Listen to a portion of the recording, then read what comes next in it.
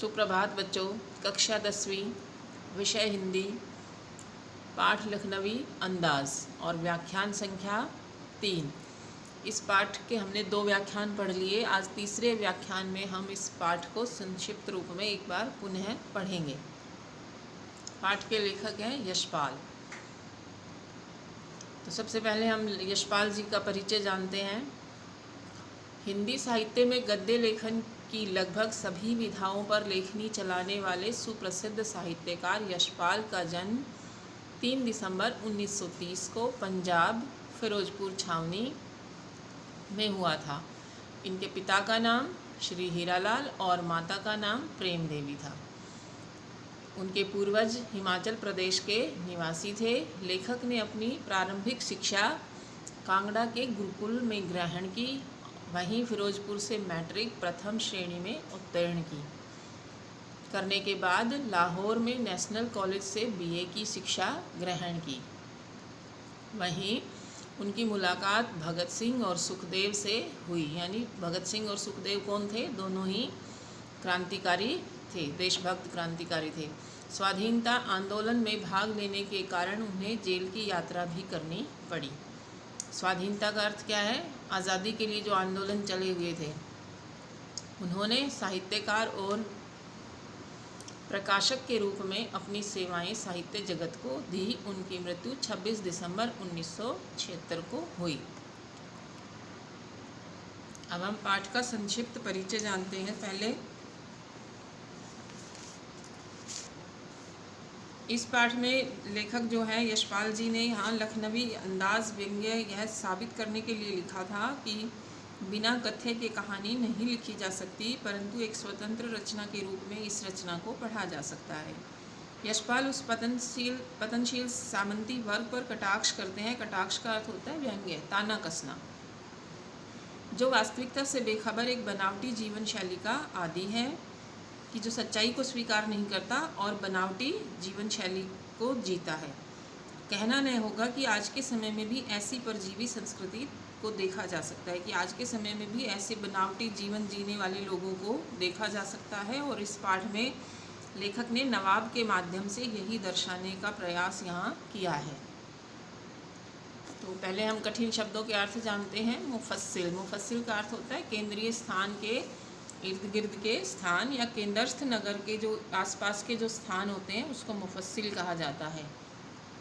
उतावली का अर्थ होता है जल्दी में। फुंकार करना, तेज आवाज़ करना। प्रतिकूल का अर्थ होता है विपरीत, उल्टा। निर्जन का अर्थ होता है खाली या एकांत स्थान, कि जहाँ पर कोई भी न हो। नवाबी नस्ल, नवाबों की जाति का। सफ़ेद पोश का अर्थ होता है भद्र व्यक्ति या कोई भला इंसान, सज्जन पुरुष। शोक करना, आनंद के लिए भोग करना। संकोच का अर्थ होता है शर्म, किसी चीज़ में झिझक हो, शर्म करना, इस तरह। आत्मसम्मान का अर्थ होता है स्वाभिमान। किफ़ायत, बचत। किफ़ायत का अर्थ क्या होगा? बचत। गवारा न होना, सहन न होना। मंझले दर्जे, बीच का दर्जा। कनखियों का अर्थ होता है आँख के किनारे से देखना। गौर करना, ध्यान करना। आदाब अर्ज एक अभिवादन का ढंग है। जैसे हम कहते हैं नमस्ते, इस तरह से आदाब अर्ज ये उर्दू का शब्द है और अभिवादन के लिए इसका प्रयोग किया जाता है। भाप लेना, समझ लेना। शराफत का अर्थ होता है सज्जनता। गुमान का अर्थ होता है भ्रम।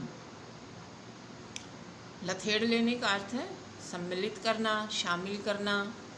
किबला सम्मानपूर्वक संबोधन, ये भी संबोधन के लिए प्रयोग किया गया है, सम्मानपूर्वक संबोधन के लिए। तलब का अर्थ है इच्छा, सतृष्ण, प्यासी। संयोग का अर्थ है मेल। दीर्घ निश्वास, लंबी सांस। दीर्घ का अर्थ क्या होता है? बड़ा, लंबा। पलके मुंदना, आंखें बंद करना। वासना, वासना का अर्थ होता है कामना, लालसा। रसास्वादन, रस का स्वाद लेना। गारू का अर्थ अभिमान और गुलाबी आँख, अभिमान से भरी नज़रें। खानदानी का अर्थ होता है पारिवारिक। तस्लीम, सम्मान। तस्लीम का अर्थ क्या होगा? सम्मान। सिर खम करना, सिर झुकाना। तहजीब का अर्थ होता है शिष्टता। नफासत ये उर्दू के शब्द है बच्चों। आप इस पाठ में देखोगे कि यशपाल जी ने उर्दू और अंग्रेज़ी शब्दों का प्रयोग यहाँ बहुत किया है। और नफासत का अर्थ क्या होता है? स्वच्छता। नज़ाकत का अर्थ क्या है? कोमलता, संतुष्ट, खुश या तृप्त होना, संतुष्ट होना। सूक्ष्म, सूक्ष्म का अर्थ क्या है? बारीक, जो बिल्कुल ही महीन हो, बारीक हो। नफीस, बढ़िया। एब्स्ट्रैक्ट का अर्थ क्या है? सूक्ष्म, जो दिखाई न दे। और उदर का अर्थ है पेट, तृप्ति, संतुष्ट होना। लजीज का अर्थ है स्वादिष्ट। ज्ञान चक्षु, ज्ञान रूपी नेत्र। चक्षु का अर्थ क्या होता है? आँख, नेत्र, नयन, इसके पर्यायवाची शब्द हैं ये। सकील, सकील का अर्थ क्या होता है? भारी, आसानी से न पचने वाला। नामुराद एक अपशब्द है और इसका अर्थ अभागा भी होता है, जिसकी इच्छा पूरी न हो, ये भी होता है। अब हम इस पाठ को मुख्य बिंदु, संकेत बिंदु जो है उन्हीं के आधार पर इसकी हम दोहराई करेंगे। तो पहला संकेत बिंदु है लेखक का सेकंड क्लास में यात्रा करने का कारण। तो यहाँ लेखक लिखते हैं कि मुफस्सिल की पैसेंजर ट्रेन चल पड़ने की उतावली में फूंकार रही थी। आराम से सेकंड क्लास में जाने के लिए दाम अधिक लगते हैं। दूर तो जाना नहीं था। भीड़ से बचकर एकांत में नई कहानी के संबंध में सोच सकने और खिड़की से प्राकृतिक दृश्य देख सकने के लिए टिकट सेकंड क्लास का ही ले लिया। तो बच्चों, इसमें मुफस्सिल की पैसेंजर ट्रेन चल पड़ने की उतावली में फुंकार रही थी। तो मुफस्सिल की पैसेंजर ट्रेन, इसका क्या आशय है? तो यहाँ पर जो साधारण जो ट्रेन है, मुख्य जो प्रमुख नगर है उसके आसपास के क्षेत्रों में जाती है और उस ट्रेन को ही मुफस्सिल की पैसेंजर ट्रेन कहा जाता है। ठीक है। इस ट्रेन का लाभ जो है प्रमुख नगर के और आसपास के जो लोग होते हैं, आने जाने वाले जो दैनिक यात्री होते हैं और अन्य लोग, वो इसका लाभ उठाते हैं। तो वो ट्रेन जो थी वो चलने की उतावली में जल्दी में थी और फुंकार रही थी, तेज़ आवाज़ कर रही थी। और सेकंड क्लास में आराम से सफ़र कर होता है तो उसके लिए दाम भी अधिक लगते हैं। और लेखक जो थे उनको दूर नहीं जाना था और भीड़ से बचकर उनको नई कहानी के बारे में, लेखक था तो नई कहानी के बारे में सोचना था। तो और हो सकता है ये भी सोच रहे हो कि भाई खिड़की से प्राकृतिक दृश्य देख लेंगे बैठकर आराम से, इसलिए उन्होंने सेकंड क्लास का ही टिकट ले लिया था। तो गाड़ी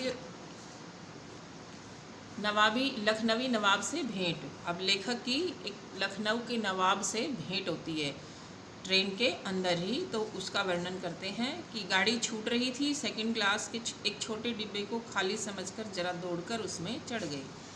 लेखक कहते हैं कि गाड़ी जो थी वो चल पड़ी थी और अब एक सेकंड क्लास का एक छोटा डिब्बा देखा और उसको खाली समझकर लेखक उसमें दौड़कर चढ़ गए थे। और अनुमान के प्रतिकूल डिब्बा निर्जन नहीं था, कि लेखक ने जैसा अनुमान लगाया था, जैसा उन्होंने अंदाज़ा लगाया था कि भाई डिब्बा खाली होगा, लेकिन वो उसके बिल्कुल विपरीत था कि डिब्बा खाली नहीं था। एक बर्थ पर लखनऊ की नवाबी नस्ल के एक सफ़ेद पोश सज्जन बहुत सुविधा से पालथी मारे बैठे थे। पालथी मारने का अर्थ होता है पैरों को मोड़कर बैठना। तो एक सामने की बर्थ पर सीट पर लखनऊ की नवाबी नस्ल के, लखनऊ के एक नवाब जो थे वो बड़ी ही, जो सज्जन थे वो बड़ी सुविधा से वहाँ अपने पैरों को मोड़कर यानी पालथी मारे बैठे हुए थे। सामने दो ताजे चिकने खीरे तौलिए पर रखे थे और जो नवाब साहब बैठे थे उनके सामने एक तौलिया बिछा रखा था उन्होंने अपने सामने, और उसके ऊपर दो ताजे चिकने खीरे रखे हुए थे। डिब्बे में हमारे सहसा कूद जाने का मतलब है कि डिब्बे में आ जाने से सज्जन की आंखों में एकांत चिंतन में विघ्न का असंतोष दिखाई दिया। कि जो सज्जन वहाँ पर बैठे थे, जो भद्र पुरुष वहाँ बैठा था, उसके एकांत चिंतन में जैसे मैंने वहाँ जाकर बाधा डाल दी हो, और वो बाधा जो थी उनकी आंखों में साफ दिखाई दे रही थी।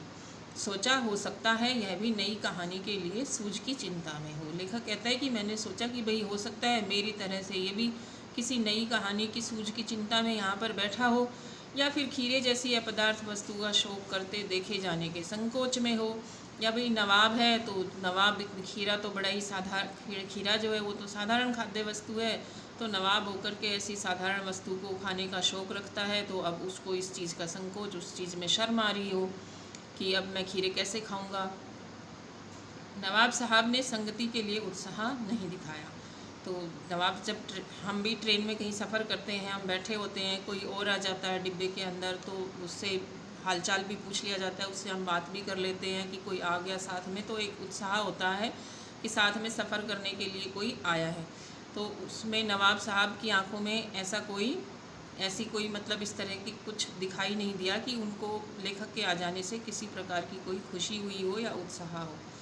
हमने भी उनके सामने की बर्थ पर बैठकर आत्मसम्मान में आंखें चुरा ली। लेखक कहते हैं कि मैं भी उनके सामने वाली सीट पर बैठ गया और भाई मैंने भी अपने स्वाभिमान में अपनी आंखें चुरा ली। अर्थात अगर वो नवाब मेरे से बात नहीं कर रहा था तो मैंने भी उससे बात नहीं की। नवाब का खीरा खाने में संकोच।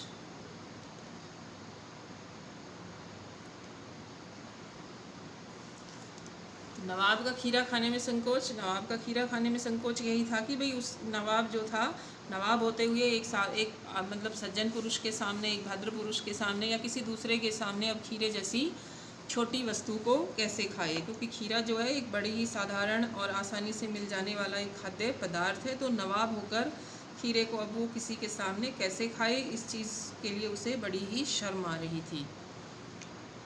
नवाब साहब का लेखक को खीरा खाने का आमंत्रण, खीरा खाने के लिए उन्होंने आमंत्रण दिया।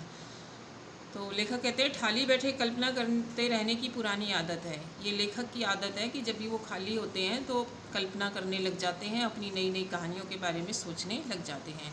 नवाब साहब की असुविधा और संकोच के कारण का अनुमान लगाने लगे।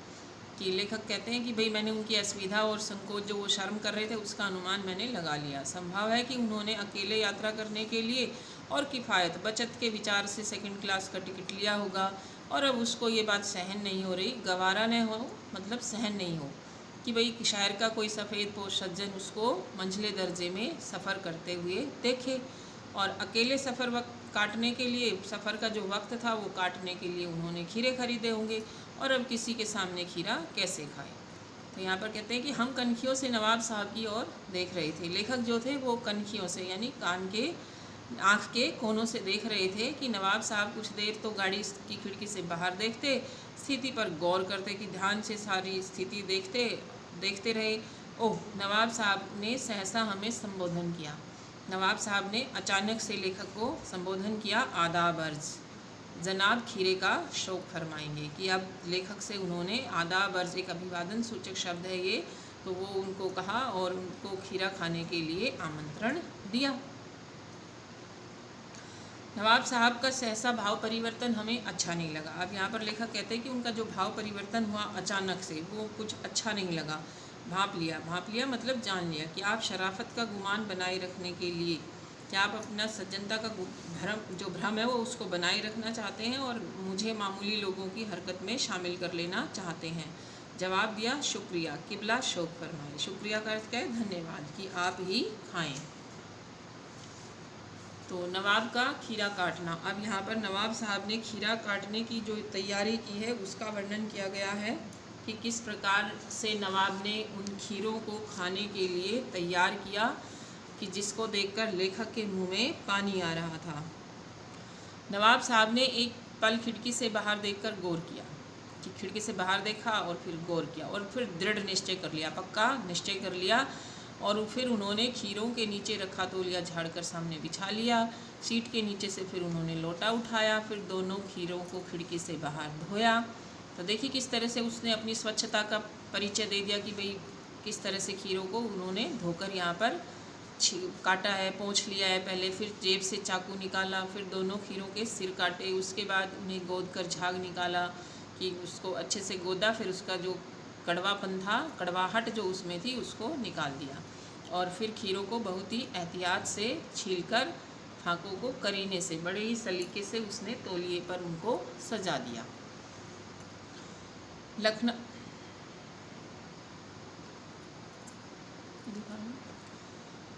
अब जब नवाब ने खीरा ख़रीदा था तो लखनऊ स्टेशन से ख़रीदा था, क्योंकि वो वहीं से बैठे थे।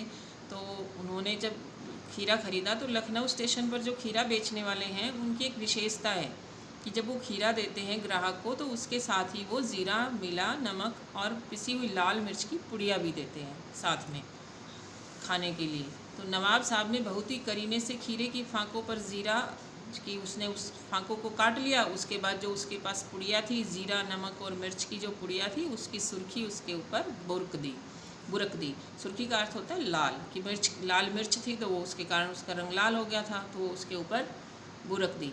उनकी प्रत्येक भाव भंगिमा और जबड़ों के स्फुरण से स्पष्ट था कि इस प्रक्रिया में उनका मुख जो था वो खीरे के रसास्वादन की कल्पना से प्लावित हो रहा था। कि ये सारी जब प्रक्रिया वो कर रहे थे तो उनके चेहरे पर जो हाव भाव दिखाई दे रहे थे, ऐसा प्रतीत हो रहा था कि खीरे की कल्पना से ही उनके मुंह में पानी भर आया है।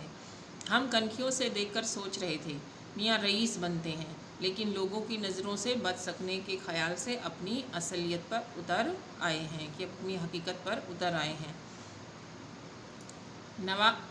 नवाब साहब का लेखक को खीरा खाने का पुनः आमंत्रण, कि दोबारा से उसको फिर से आमंत्रित किया।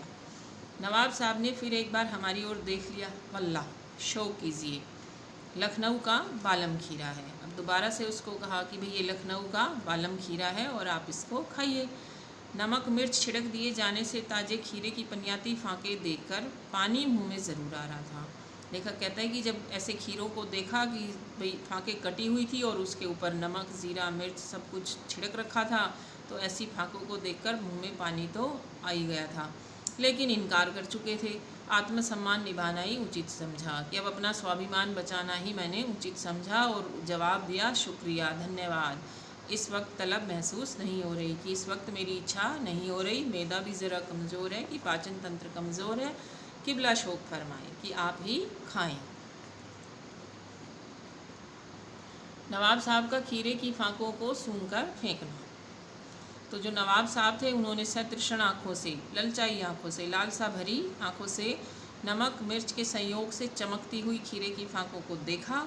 खिड़की के बाहर देखकर लंबी सांस ली और खीरे की एक फांक को उठाकर होठों तक ले गए और फांक को सूंघा और स्वाद के आनंद में उनकी पलकें मुंद गई, कि उसको बड़े ही शौक़ से उन्होंने सूंघा, बड़ी उससे, और फिर मुंह में भर आए पानी का घूंट अपने गले से उतार लिया।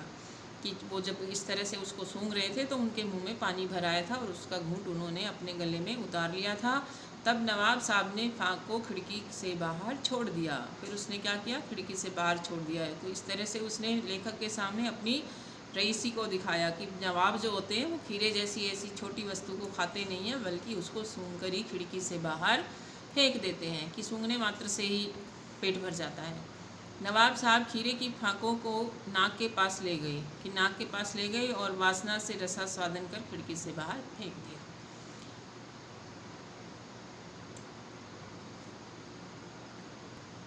तो नवाब साहब ने खीरे की सब फांकों को खिड़की से बाहर फेंककर तौलिए से हाथ और होठ पोंछ लिए, कि जितनी फांकें थी उन्होंने सब फांकों के साथ यही किया, कि पहले उनको सूंघा, फिर उनको खिड़की से बाहर फेंकते चले गए और गर्व से गुलाबी आंखों से हमारी ओर देख लिया, कि अभिमान भरी आंखों से लेखक की ओर देखा। और शायद लेखक को वो बताना चाह रहे थे कि ये ख़ानदानी रईसों का तरीका है, कि वो खीरों को खाते नहीं हैं, इस तरह सूंघ कर ही फेंक देते हैं। अगला संकेत बिंदु है लेखक की सोच। अब जब नवाब साहब जो थे वो खीरे की इस्तेमाल और तैयारी से बिल्कुल थक चुके थे, थक कर लेट गए, और जब लेखक ने उसका ऐसा मतलब तैयारी करने का तरीका देखा तो लेखक कहते हैं कि हमें तस्लीम में सिर खम कर लेना पड़ा, कि भाई हमें भी उसके सम्मान में सिर झुकाना पड़ा, कि यह है ख़ानदानी तहजीब, नफासत और नज़ाकत। कि ख़ानदानी का अर्थ क्या था, पारिवारिक, तहजीब का अर्थ है श्रेष्ठता, नफासत का अर्थ होता है स्वच्छता और नज़ाकत का अर्थ होता है कोमलता। तो उसने अपनी ख़ानदानी तहजीब, नफासत और नज़ाकत लेखक को दिखा दी थी।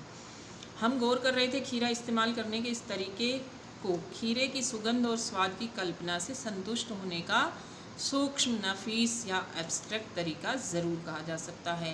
कि भाई हम इस चीज़ के ऊपर ध्यान दे रहे थे कि जो खीरे के इस्तेमाल का तरीका जो नवाब साहब ने अपनाया था, कि भाई स्वाद की कल्पना से ही संतुष्ट हो गया, ये बड़ा ही बारीक मतलब वो था, सूक्ष्म था और नफीस, बढ़िया, एब्स्ट्रैक्ट तरीका ज़रूर कहा जा सकता है।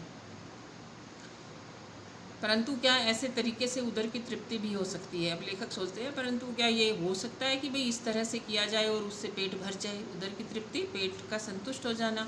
तो भाई ऐसा हो सकता है कि सूंघने मात्र से ही हमारी भूख जो है वो शांत हो जाए।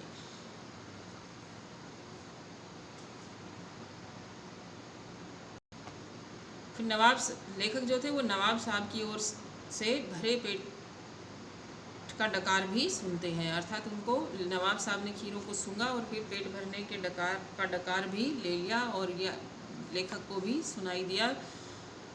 तो नवाब साहब लेखक कहते हैं कि मुझे ऐसा लग रहा था कि जैसे मेरी ओर देखकर वो बताना चाहते हों कि खीरा लजीज होता है लेकिन होता है शकील, नामुराद मैदे पर बोझ डालता है। नवाब साहब ने लेखक की ओर देखकर ये बात कही है कि खीरा जो है स्वादिष्ट होता है लेकिन भारी होता है और पाचन तंत्र पर बोझ डालता है।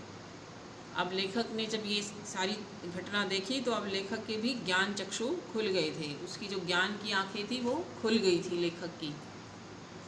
तो लेखक कहते हैं ज्ञान चक्षु खुल गए, पहचाना ये हैं नई कहानी के लेखक कि भाई ये नई कहानी के लेखक हैं कि जैसे खीरे की सुगंध और स्वाद की कल्पना से पेट भर जाने का डकार आ सकता है, तो बिना विचार, घटना और पात्रों के केवल लेखक की इच्छा मात्र से नई कहानी क्यों नहीं बन सकती। कि अगर बिना खाए पेट भर सकता है तो बिना विचार, बिना घटना और बिना पात्र के कि लेखक बस इच्छा कर ले और नई कहानी बन जाए, तो ऐसा क्यों नहीं हो सकता है। तो बच्चों इस पाठ की हमने दोहराई की। अब हम इस पाठ के जो अभ्यास के प्रश्न उत्तर हैं उनको आगे डिस्कस करेंगे, उनके ऊपर विचार विमर्श करेंगे। और अब हम आपके लिए जो गृह कार्य है वो है कि अभ्यास के जो प्रश्न उत्तर है वो आप अपनी रफ कॉपी में लिखेंगे। पहले पाठ को पढ़ेंगे, फिर उन प्रश्नों के उत्तर आप अपनी रफ कॉपी में लिखेंगे। अब व्याख्यान 2 में जो गृह कार्य दिया था अब हम उसके उत्तर देखते हैं। तो आपने जो उत्तर लिखे होंगे वो उनके साथ मिलान कर लीजिए। अगर किसी में संशय हो, कोई गलत हो आपका उत्तर, तो उसको ठीक करके पुनः अपनी कॉपी में लिख लें। नवाब साहब द्वारा खीरे की फांकों को देखने और खिड़की से बाहर छोड़ने की प्रक्रिया का वर्णन कीजिए। तो उत्तर होगा नवाब साहब ने खीरे की फांकों को ललचाई नज़रों से देखा और गहरी सांस ली। उन्होंने खीरे की फांक उठाई, उसे होठों तक ले गए और खीरे की गंध ने उनके मुंह में पानी भर दिया। मुंह में पानी भर आए पानी को नवाब साहब ने गटक लिया, यानी नीचे, गले से नीचे उतार दिया और बिना खाए खीरे की फांकों को खिड़की से बाहर फेंक दिया। खीरे के रसास्वादन में नवाब साहब ने किन किन ज्ञानेंद्रियों का प्रयोग किया। ज्ञान इंद्रियाँ कौन सी थी जिनका उसने खीरे के रसास्वादन में प्रयोग किया था। तो खीरे के रसास्वादन में नवाब साहब ने अपनी आँखों का, क्योंकि आँखों से खीरों को उन्होंने देखा था और नाक से उन्होंने सूंघा था। तो कौन सी हमारी जो ज्ञान इंद्रियाँ होती है वो 5 होती है, तो इसमें उन्होंने 2 का प्रयोग किया है कि आँख और नाक का प्रयोग किया है। लेखक ने खानदानी तहजीब, नफासत और नज़ाकत किसे कहा है। लेखक ने नवाब साहब द्वारा खीरे को धोने, काटने और मसाला छिड़कने, फिर खीरे की फांक को होठों तक ले जाने, सूंघने, स्वाद के आनंद में पलके मूंदने को खानदानी तहजीब का अर्थ क्या है, शिष्टता, नफासत का अर्थ क्या है, स्वच्छता, और नज़ाकत कहा है। तो नज़ाकत का अर्थ क्या है, कोमलता। ज्ञान चक्षु खुलने पर लेखक क्या सोचने लगा। ज्ञान चक्षु, ज्ञान तो ज्ञान होता है और चक्षु का अर्थ क्या होता है, आंखें, नेत्र। कि जब ज्ञान की आंखें खुल गई तब लेखक ने क्या सोचा। तो ज्ञान चक्षु खुलने पर लेखक सोचने लगा, यदि खीरे की सुगंध और स्वाद की कल्पना से पेट भर जाने का डकार आ सकता है, तो बिना विचार, घटना और पात्रों के लेखक की इच्छा मात्र से कहानी क्यों नहीं बन सकती। कि जब बिना खीरा खाए ही, सूंघने से ही पेट भरने का डकार आ सकता है, तो फिर लेखक की इच्छा मात्र से नई कहानी भी बन जानी चाहिए। नवाब साहब ने गर्व से गुलाबी आंखों द्वारा लेखक की तरफ क्यों देखा। गुलाबी आंखों का अर्थ क्या है, अभिमान भरी आंखें। और गर्व का अर्थ क्या है, गर्व का अर्थ भी अभिमान है। तो नवाब साहब ने गर्व से गुलाबी आंखों द्वारा लेखक की तरफ इसलिए देखा क्योंकि वे खीरे फेंककर अपनी नवाबी रईसी दिखाना चाहते थे, अपनी नवाबी शान दिखाना चाहते थे लेखक को।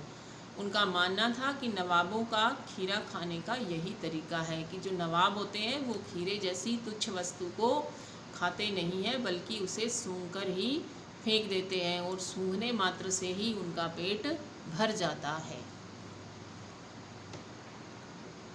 तो बच्चों, आशा है कि आपको ये पाठ अच्छे से समझ आ गया होगा और इसको आप एक बार पढ़ेंगे ज़रूर।